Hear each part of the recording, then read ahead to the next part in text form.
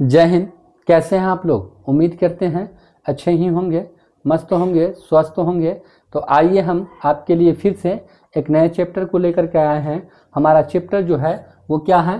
तो निर्देशांक ज्यामिति है। इसे अंग्रेजी में क्या कहते हैं? कोऑर्डिनेट ज्योमेट्री भी कहते हैं। आइए इसके कुछ बिंदुओं के बारे में हम चर्चा करते हैं, फिर आपको हम लेकर के आएंगे प्रश्न की ओर। पहले हम लोग इस पे चर्चा करते हैं।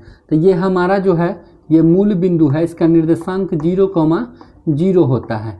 उसी तरीके से ये अक्षांश है यानी कि क्षैतिज है, तो ये क्या होता है? x का मान होता है मूल बिंदु से इस यहाँ तक क्या होता है? धनायन होता है। अब मूल बिंदु से यहाँ तक क्या होता है? ऋणायन होता है। उसी तरीके से ये y के मान में धनायन होगा और ये y के मान में क्या होगा? ऋणायन होगा, y डैश बोलते हैं। अब मूल बिंदु कहते किसको हैं कि तो x अक्ष और y अक्ष एक दूसरे को जिस बिंदु पे लंबवत काटता हो उसको क्या कहते हैं? मूल बिंदु कहते हैं। इसका निर्देशांक क्या होता है? 0,0 होता है। इस चतुर्थांश का जो चिन्ह होता है वो प्लस कॉमा प्लस होता है। इसका क्या होता है? माइनस कॉमा प्लस होता है। इसका क्या होता है? माइनस और माइनस। इसका क्या होता है? Plus comma minus. पहले तो इसमें यही प्रश्न पूछता है कि किस चतुर्थांश में होगा, या भुज का मान क्या होगा, कोटि का मान क्या होगा। तो भुज x का मान जो होता है वो भुज होता है और y का मान जो होता है वो कोटि होता है।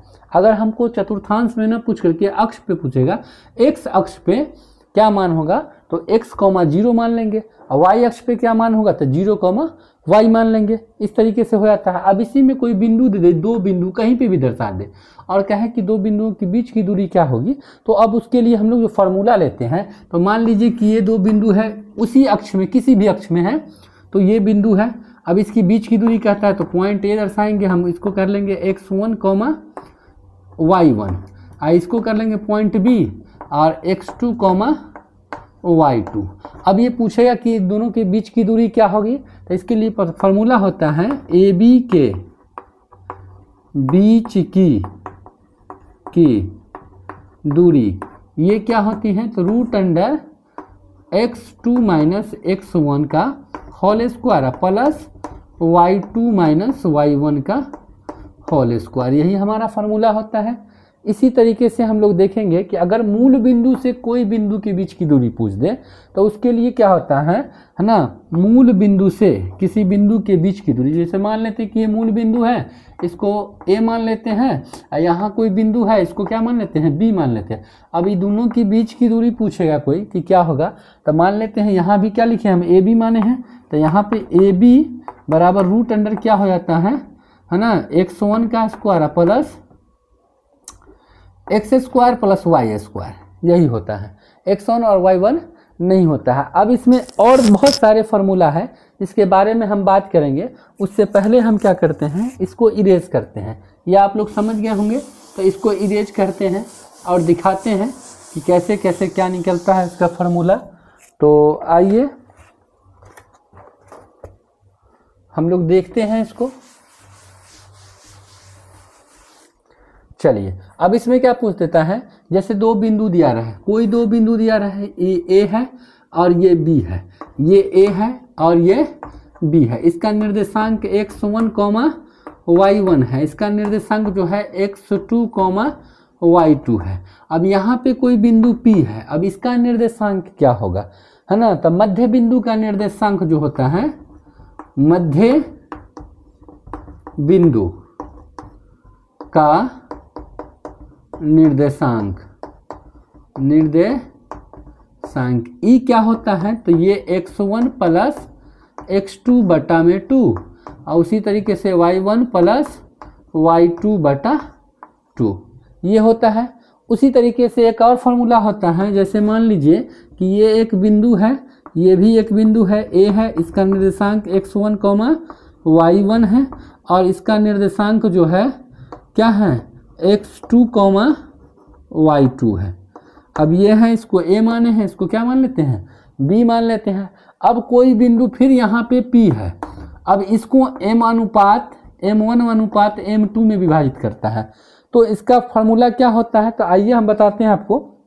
इसको हम लोग निर्देशांक ज्यामिति में क्या कहते हैं, तो निर्देशांक ज्यामिति में विभाजन सूत्र भी कहते हैं। तो हम शॉर्टकट में यही लिख सकते हैं, विभाजन सूत्र।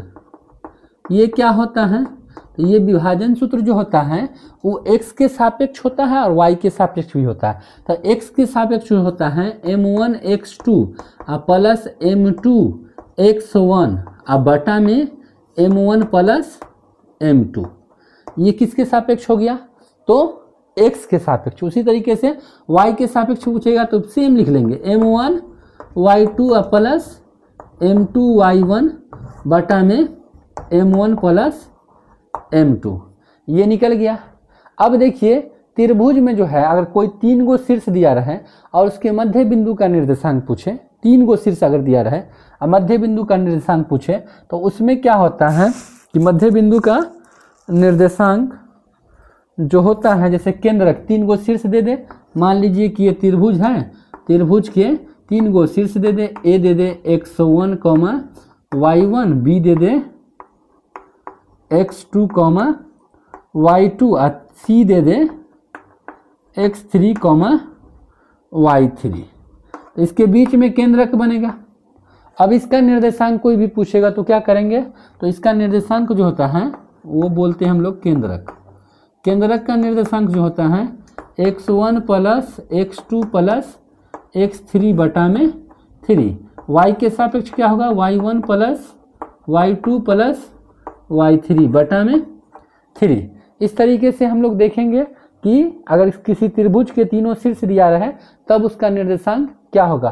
तो इससे संबंधित, त्रिभुज से संबंधित एक और फॉर्मूला होता है जो हम लोग देखेंगे कि अगर त्रिभुज का 3 गो शीर्ष दिया रहेगा तो उसका हम लोग क्या करेंगे, क्षेत्रफल कैसे निकालेंगे। तो क्षेत्रफल के लिए जो फॉर्मूला होता है, तो त्रिभुज का जो क्षेत्रफल होता है, त्रिभुज का क्षेत्रफल होता है वो बहुत आसान तरीके से लिखते हैं, 1/2 है ना, x1 और y माइनस वाई कर देंगे और plus x2 y minus Y करेंगे और plus x3 y minus Y करेंगे।